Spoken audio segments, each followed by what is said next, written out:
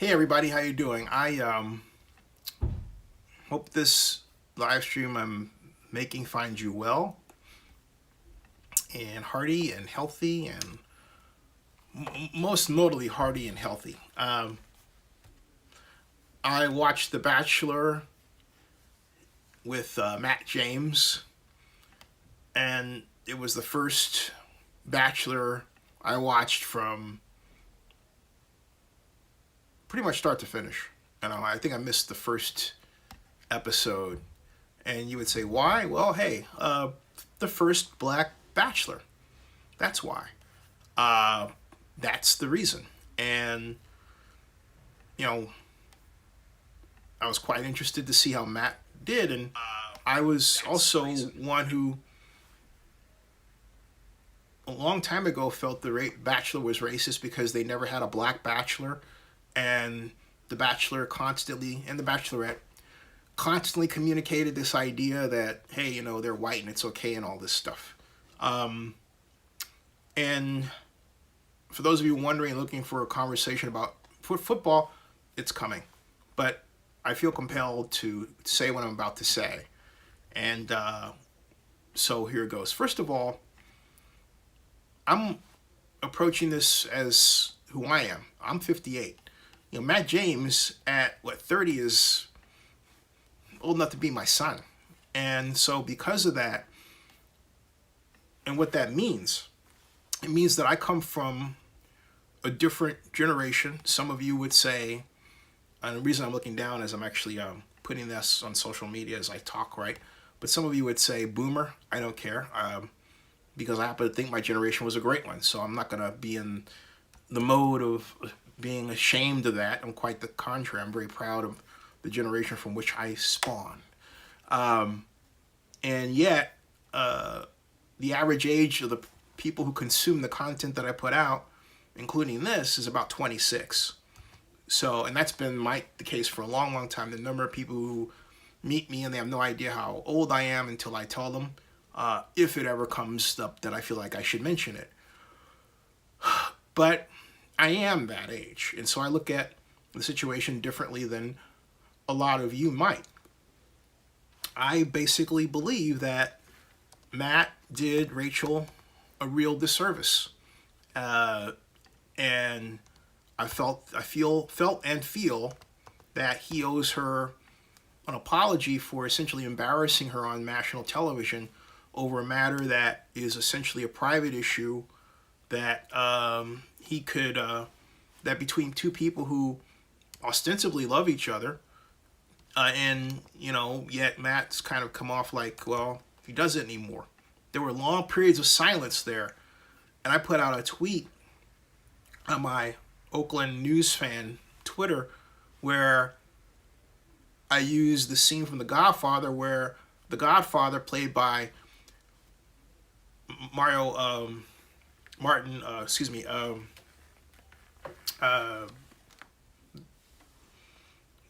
the Godfather played by, what's wrong with me today? But the Godfather basically, Vito Corleone says to Johnny Fontaine, and Grab said, "You can act like a man," because Marlon Brando. Yeah, a stupid thing like that. Hey, how you doing, Muhammad? Talk about a brain fart, right? Marlon Brando playing Vito Corleone is greeting people after the marriage of his son Michael, and as this was the custom at the time, in lore, you went to the Godfather or you went to anybody to give your blessing to the father for the son getting married. And of course, since it was the Godfather, you ask your favors here. And Jolly Fontaine was supposedly modeled after Frank Sinatra, right? And Frank Sinatra. So, in lore, they don't make movies like The Godfather anymore. But in lore, Sinatra was ran by the mob. Anyway, Johnny Fontaine is basically crying because he can't. There's this woman that he's been dating, and because the gentleman Waltz, the studio owner, loves her too, Fontaine can't get work, so he's crying about it, right? And the Godfather gets up from his chair, slaps him, and grabs him and shakes him as if to say, snap out of it. Kind of like what Cher did in Moonstruck, right? And says, you could act like a man. And that's what I was thinking about. Telling him, hey, look, act like a man.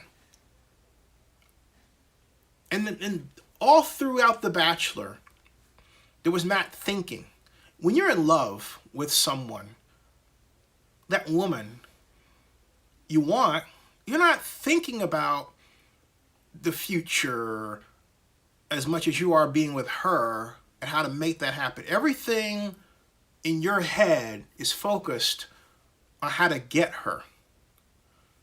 He spent too much time saying, I think. Well, I think. I've been thinking. I've been thinking. He said, I think so much, I was getting sick. And I'm watching my mom, and she's 86, right? And he says, isn't Mac a Trump supporter? That's got nothing to do with anything. And that's, here's something else too. You got to know when to shut that off, okay? That has nothing to do with this.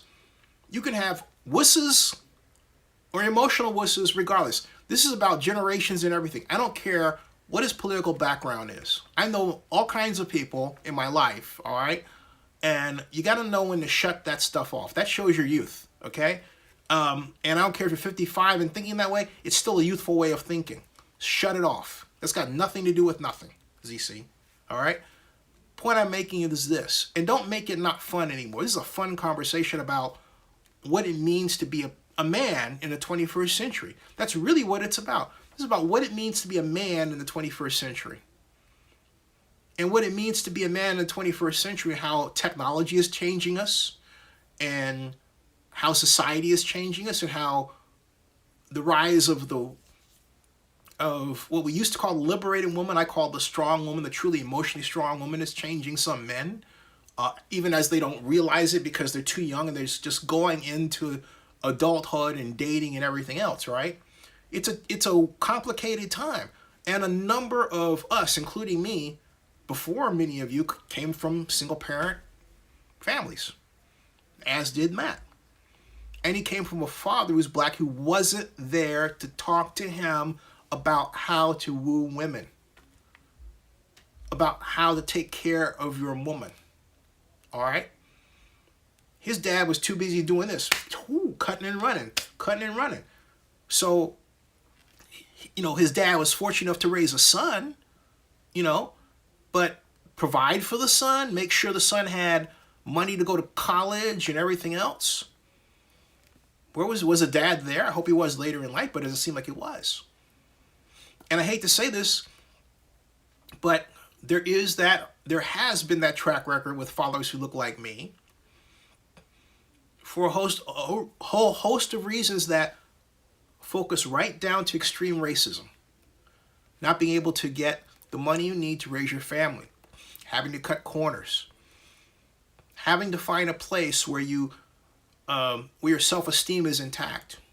All of that goes with how racism, and this is why I call racism as a mental illness, affects us. Racism is a mental illness in two ways, and I think a lot of us saw that played out today very sadly, okay? Muhammad says it takes a community to raise a child. Think about that in this day and age. It really does. But I think also racism, the idea that racism is a mental illness is a two-way street. It affects us too, all right? He says the idea of a community village is gone. Yeah, it is. This is how racism as a mental illness affects us, you and me. It affects me because it makes me paranoid sometimes, even to this point, over what somebody will do who I think might be racist. And so I may be looking for something that in point of fact may not be there, but because of my own baggage, all right, it comes up. I'm aware of that though. And I'm at the age where I'm like, you know what? What my problem is that I have people who've been friends of mine for decades in certain cases, all right, who I didn't realize have a racism that, I mean, I'll give you be blunt. There's a woman friend of mine I thought was a friend, I reconnected with, and she just says, oh, we were just friends. Well, okay, yeah. And I was reminding her of something that happened in Tokyo, like 25 years ago. And where she had invited me to come to her room, and she was wearing like next to nothing, and asked for my opinion of what she was wearing, like a negligee. I was like, whoa. And I was involved in a relationship back in the States. And I didn't want to cheat on the woman that I was going out with. Turned out she was cheating on me. She was also white. Both were white. So, fast forward to today, and it's like the person I hadn't talked to in years, it's like suddenly she's great to reconnect with me, but then, well, we're friends and we're this and we're that. And she's talking to me as if we were both 25 years old or something, and I know she's never dated a black guy. But but at the place where we're 57 and 58, in my mind, all that stuff should be gone. But it's not for her. That's why I say racism is a mental illness both ways.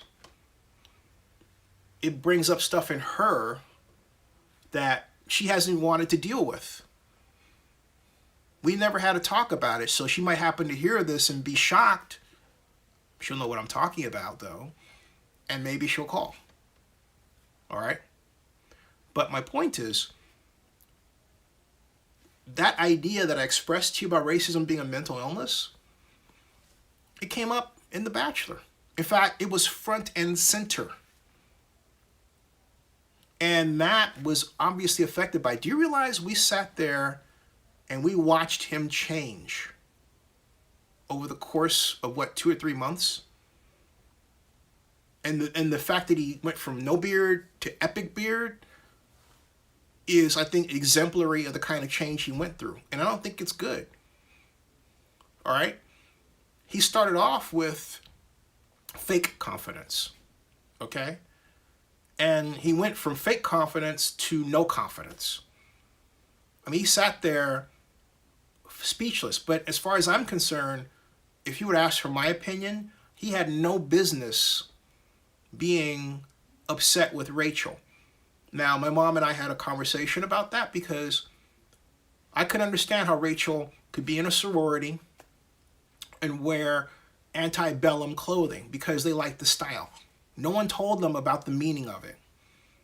Why? Because they didn't get the proper history lesson. Okay? All they thought was that, and here's what, this is another conversation that this country has not adequately had. In fact, the conversation was destroyed by Trump, and now we have to repair the society to be able to have the conversation again. And what is that conversation? It's about what the Old South means. The good parts about the Old South, like, you know what? Southern hospitality, which I happen to love. Respect for elders, which I happen to prize. My mom's 86, right? The fact that blacks and whites here get along in a way that Asians and whites do in the Bay Area. Something people don't talk about, all right? Back in the Bay Area, the Asians are always the model minority, all this jazz, okay? But you don't hear that here, and you see the relations between blacks and whites here are like that. Because of slavery? Yes. All right? But that was many moons ago, okay? So this area is more liberal than even it gives itself credit for. It's almost like a mask, like, oh, we're conservative, there's the mask, but hey, we're really liberal, okay? And what's not talked about, however, are the parts of the South that I got watching the Dukes of Hazzard. When I was coming up, when I saw a Confederate flag, what is now identified as a Confederate flag, I'm thinking, oh yeah, Dukes of Hazzard. That was my first exposure to a Confederate flag in American culture. But then subsequent, what happened was that these racists who have the mental illness part going for them, that think that, hey, all this, the classic stuff about that leads to being racist and disliking people for stupid ass reasons, okay? And ultimately disliking themselves, all right? Those folks got the Confederate flag and they began to use it as a symbol of racism. because they thought it was obnoxious to do. And that's really what it boils down to, because they have no real history to live with. They have nothing there other than they're unhappy with themselves. They can't get the right job. They see somebody black with a girl that they think they want, but that girl doesn't want them to begin with. All right? Because that girl thinks they're losers. I'm just being honest with you. I'm just being honest with you. All right? I mean, some of these dudes are closets, too. You think all those dudes that are marching in Charlottesville all had wives? No. There were big stories about how those dudes were, together. I'm not kidding you, all right? So, point I'm making is we need to have a conversation about what it means to be Southern and what's okay. And on its face, getting back to Rachel, what she did, I thought there was anything wrong with, all right? Yeah, it does sound like a mental illness, doesn't it? Right? I thought there was nothing wrong with what Rachel did. But if you are woke today, and this is the problem. This is the problem I have with woke culture as I think about it. I understand why it's there. But, you can go through, everything has a life. Like, bugs have a certain life, right? Fleas have a certain life. Ticks have a certain life. Cats, dogs, humans, everything, okay? Cultural movements have a life too. They grow, they live, they mature, and they end, all right? Or they become something else. And I think it's time for woke culture to become something other than what it is, because we're seeing the damaged part of it. And what I mean by that is this, and this gets to racism as a mental illness. You can be so on edge, particularly after George Floyd, that you begin to look at everything differently. And I'm telling you, everybody has been impacted by that. Black, white, Asian, Hispanic, it doesn't matter. It doesn't matter. I mean, this is how, from my perspective, it looks, okay? I run a media company. The reason why I think this idea of investing in black business is BS is because the media news organizations, they don't want to work with me. I use a different style. I'm tech, and I'm not, kowtowing to them because from a tech standpoint, they don't know what they're doing. They won't link to me. I design algorithmically around them and everything else. Google caters to old legacy media. Even on YouTube, if you check out on YouTube for news, the legacy stations, all right? And the legacy stations, okay? The legacy stations turn around, and guess what the legacy stations get? They get a higher placement, okay? Because they're KPIX in San Francisco or something else. If it's me, I don't get that kind of placement. You know how I found out about that accidentally? I was making a video about a news story that I thought KPIX did that was racist in its message. And so I kept KPIX, and next thing I know, got placed up there. And then all of a sudden, I realized I made a mistake, and I had to take that down and repost it. The second round, they treated it like they've already treated all my other videos. I thought, okay, I see. All right. So my point is, we're all going through this reckoning, and we're all being tested. And in this wokeness, there are some aspects of our lives and society that are being overthought and overstressed. What those sorority girls did, they were young. And again, no one talked with them. And for Matt to hold Rachel to, the way that he treated her on national television because of that, when he said he loved her, means he doesn't know what love is. Okay? It was awful. It was downright awful. And it was worse, because he then went through this crap about with Michelle, and we all thought he was going to, marry Michelle, right? And you look how he treated Michelle. Didn't treat her right either. Made her rappel off a wall. Excuse me for a second. I've just got to sneeze. One moment. Sorry. Okay. Made her rappel off a wall. And my mom's looking at that saying, that's crazy. He puts her through all that and then has the nerve, when they sit down to basically tell her he's not in love with her and going to pull the trigger. I thought, what kind of crap is that, man? For him to do that. Okay? He's lucky she didn't slap him. That would have been just desserts for the way that he almost got her killed up there. And the producers, the producers, I think going behind the scenes and everything, and Aaron says, I'm not too familiar with the show, but I think politics is spilling over and everything. Well, Aaron, politics and race are always involved in everything, okay?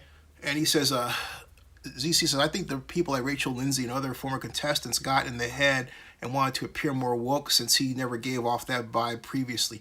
I think what's happening is a byproduct of, look, all this is a byproduct of George Floyd and how George Floyd and President Trump first, George Floyd second, and all the police brutalities that have been captured on cell phone have conspired to change our society, all right? And the way it's changed is it's made us more sensitive and more wanting to take action right now. Goosen says, I agree, but I think she was young and dumb going to a party. Yes, I agree too. I think the root problem is Americans are not taught true American history in the classrooms, thus leaving some ignorant and insensitive. And Goose, I agree with you. Not only that, I'll go back to this. President Lincoln in the Gettysburg Address talked about the hard facts that created America, right? I always go back to that. And as we know, Lincoln was dealing with one of the hardest facts that created American culture today, slavery, okay? And the point that he was making, I'll make here. And I'll use that as the gantry for my point. We should not cancel our past cultures. Yes, that includes Dr. Seuss books and everything else. Why? Because it's part of who we are. We may not like it, but it's there for others to learn from and not do. You know the old saying, always be aware of where you came from lest you repeat the mistakes, right? What are we doing now? We're trying to take away where we came from. Tear down that monument. Get rid of this. You know what I say? Instead of tearing down the monument, figure out the person. In the case of the Confederate monument versus, all right, find the black person that nobody knew about who fought for freedom then and build a statue of that person right next to the Confederate statue. Okay? So what are you doing? You're building archaeologically off history, right? You're not taking one thing out and replacing it with another. So it becomes a power game. But it's more an acknowledgement of the fact that we've improved. And I think that's the way we need to go. Okay? Goosen says you can't learn from history if it's erased or never told. That's right. That's right. You cannot learn from history. And it only makes people mad for reasons that, I kind of understand. It's like, hey, you know what? That person, if you were to look at that history of that person you think is bad, they might have had black ancestors that are alive today, for which we would not have known about had we not been forced in some kind of way just by, mention to look at that, person from history, right? Okay? So, all this factors into The Bachelor. And it got lower ratings than the others because it's painful to watch. And Matt made it painful. Look, I don't think Matt, and this is where I believe a lot of people are wrong about why The Bachelor ratings went down. They didn't go down because of, race being the problem. They went down because Matt James had revealed himself to not be a likable fellow. All right? If Matt had handled that with a plum, walked in like he was the knight on a horse, grabbed his girl, didn't matter, he made everybody to where, you know what, this is my girl, and that's it. And he basically took a modern retelling of the classic Bachelor love story, but it's interracial, and made it, yeah, so what? But it's a beautiful story, right? But he didn't do that. So this is on Matt. Matt screwed it up. He lowered the ratings by his behavior. Oh, I'm thinking. Oh, I'm this. No one likes that. the reason why Trump got as far as he did is because everybody likes somebody who's confident in who they are, right? You may not like what they do, but you like that they're confident in who they are, okay? If Matt had shown himself to be confident in who he is, confident in who he loves, confident in his actions, confident in being black, and I'm not talking about, when I say being black, I'm not talking about the saying, well, unapologetically black. I'm talking about being unapologetically you, who is also black. And there's a deepness in that because, people get off these, so you talk like a white guy. Yeah, that's Mr. And I'll say this, that's Mr. White Guy to you. All right? Like I'm supposed to talk, oh yeah, what's up because I'm black? Heck with you. You deal with me, not the other way around. If Matt handled things that way, I think the ratings would have been greater. They wanted to see what the swashbuckling knight was going to do today and who he was going to pick and boomsier, okay? Instead, we got moping and crying and dudes crying all the to the point where I really wanted to see the Godfather, like, you act like a man, okay? He didn't act like a man. All right? Muhammad says in the end, the only color that mattered was green, money. But Muhammad, he didn't even make money for him. All right? He cost the money with his whining. His whining cost the Bachelor money. In terms of potential they could have made if he had been like, oh yeah, this is me, Okay? And pick the girl. But in terms of him picking Rachel, I saw that coming because, he kept picking the, we used to call them the spinners, okay? The spinners were the petite girls in the sororities, white or black, didn't matter, who were the Spitfires and they were young and all that stuff, seemingly immature, but really more immature beyond their age. That's Rachel. Matt dumped a score of black women and women of color for them, all right? Goose says, I agree. He seemed not genuine and is too concerned with what people will think instead of just being Matt and letting the cards fall where they may. Yeah, both he and Ochoa like that. Oh, the pain of being a black man in America. Like, what do you want to do? Turn your life off? Don't say stuff like that. I love being a black man in America. It's the only thing that I know. What are you going to do? Switch the lights? Like, you know what? This suit didn't work so well. So, I think I'll change to my white suit, or I'll change to my Asian suit, or I'll change to my Latino suit. Yeah, you good luck with that, okay? Be you. As they say, we used to say, do you, right? Do you. But that exchange between Emmanuel and Matt just made me want to hurl. I'm like, and it's an age difference. I'm an older man. I'm old enough to be their dads. I have the scars of life, and I've shaped to this point, okay? And I formed my view. They're still forming theirs. Here's the secret. We are all still, and we never stop forming our views.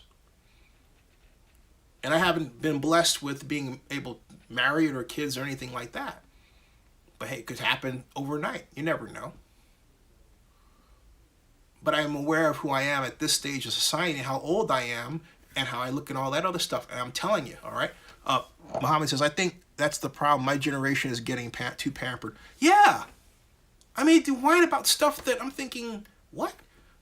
And Aaron says, it sounds like he had a lot of pressure of what was expected of him. Well, Aaron, I think when you're on national television, you're the first black bachelor, yeah, there is that. But my point is, we've had so many firsts that it should be a so what. You got to take the chip off your shoulder. I remember Todd Bozeman had that chip. Who's Todd Bozeman? Todd Bozeman was Cal's first black coach, University of California. And I was a columnist with the Montclarian at the time. And Todd wore the pressure of being the first black coach. And he acted like it. He didn't have a mentor. He needed a mentor. He needed somebody older and black. He needed a group that he could talk to. And you could tell it wasn't there. But that was back in the late 90s. All right. There's now enough of us around to talk to be able to, spill your guts, exchange ideas, hear things you may not want to hear, or stuff that helps you, and move forward. So as far as I'm concerned, I think culturally we should have matured to a point, all right, that, that's not, Muhammad says, I don't watch Bachelor based off what you're saying, Zinni. The dude just wanted to have fun. Yeah, he did. Or maybe get a book deal or something. Yeah, he just wanted to have fun. But the whole point is, Muhammad, he could have fun and state that. He could have stated that. He could have went through all this and said, you know what? Rather than make it a sad thing, he could have said, you know what? This has been fun. I'm not ready yet to get married, but wow, all these hot women. Woo! He could have made it funny.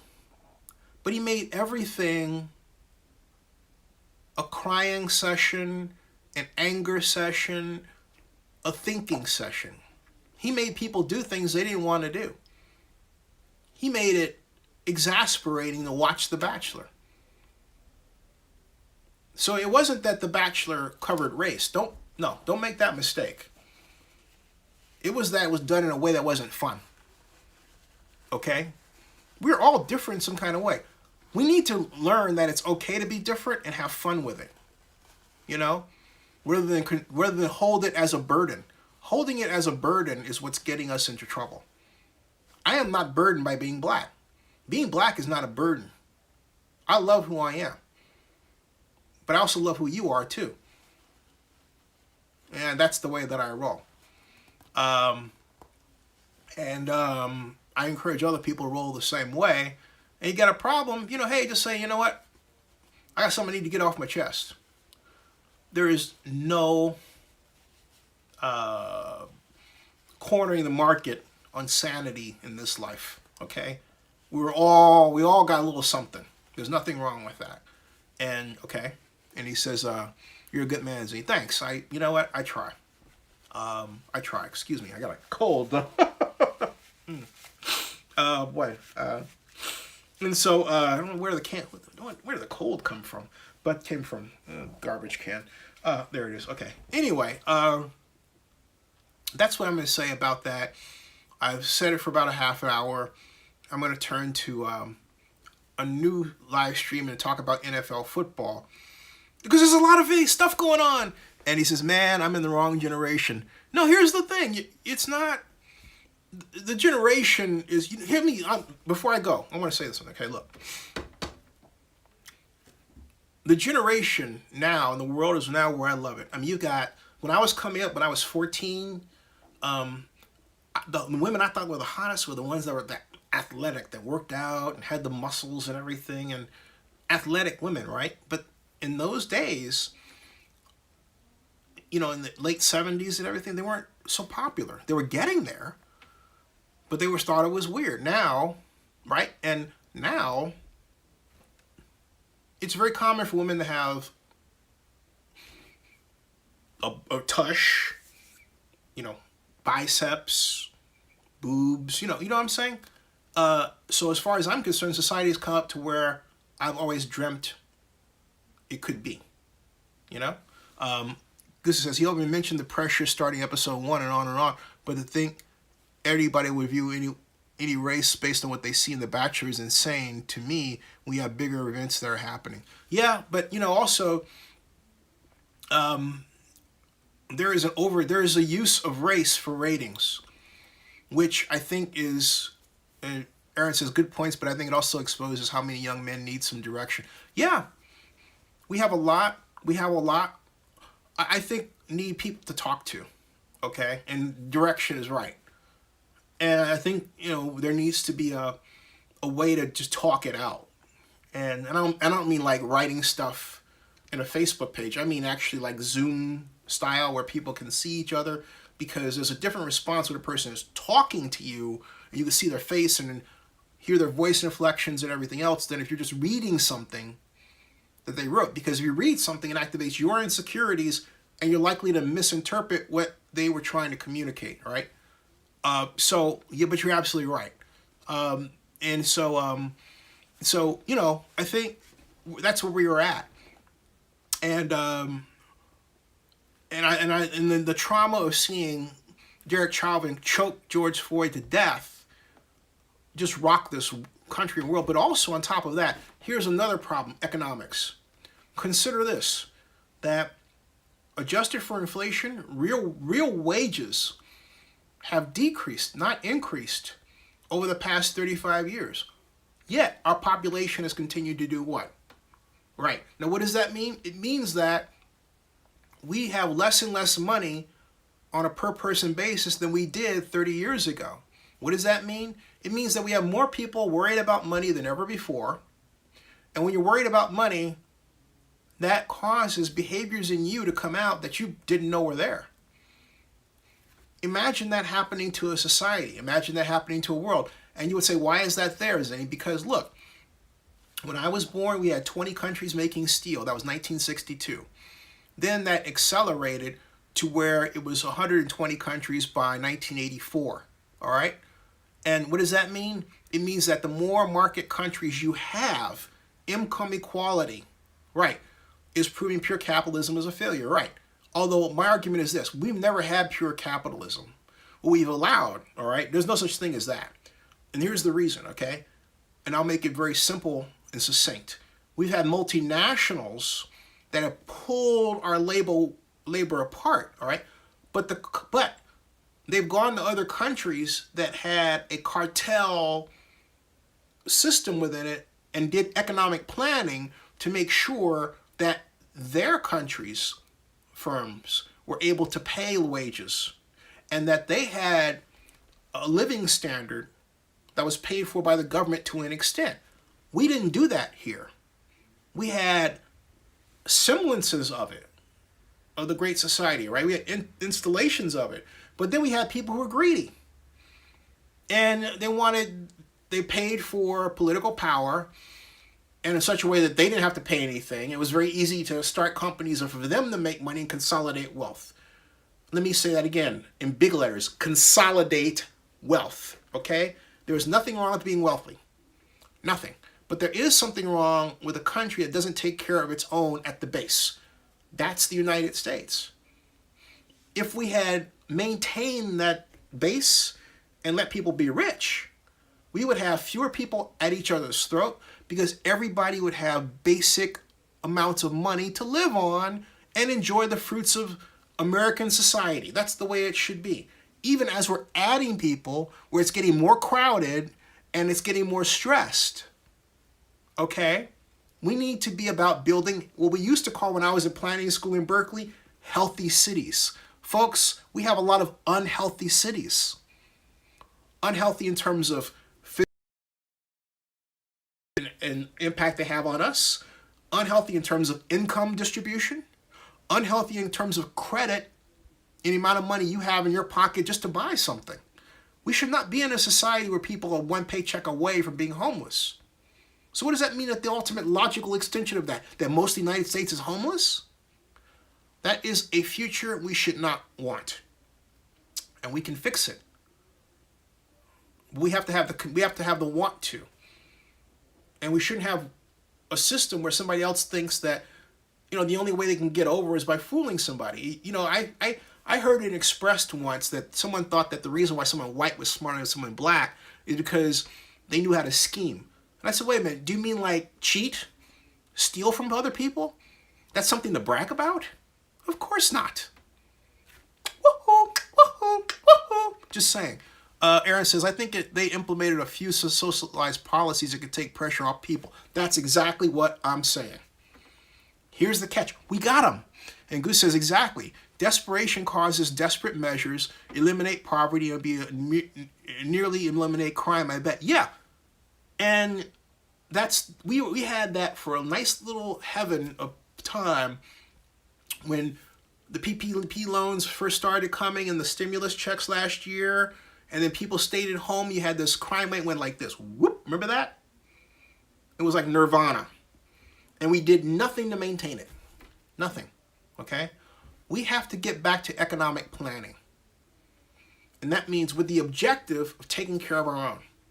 And because here's another problem, okay? I remember in 1986, I wrote a study on the economic impact of the defense industry in the United States. To cut to the chase, 88% of defense dollars spent in the United States stayed in the country. What does that mean? It meant deals to make military bases here and there, projects to build the B-2 bomber. You get the idea. Now, do you realize that around 80 to 90% of our defense dollar goes out of the United States? What does that mean? It means jobs someplace else. It means maybe there's a firm here in Alabama that is the marketing hub for a drone plane that can, fly at Mach 2, but guess where it's made? It's made in Singapore. What? And it's an American plane, all right? That's outrageous. It's nothing against Singapore.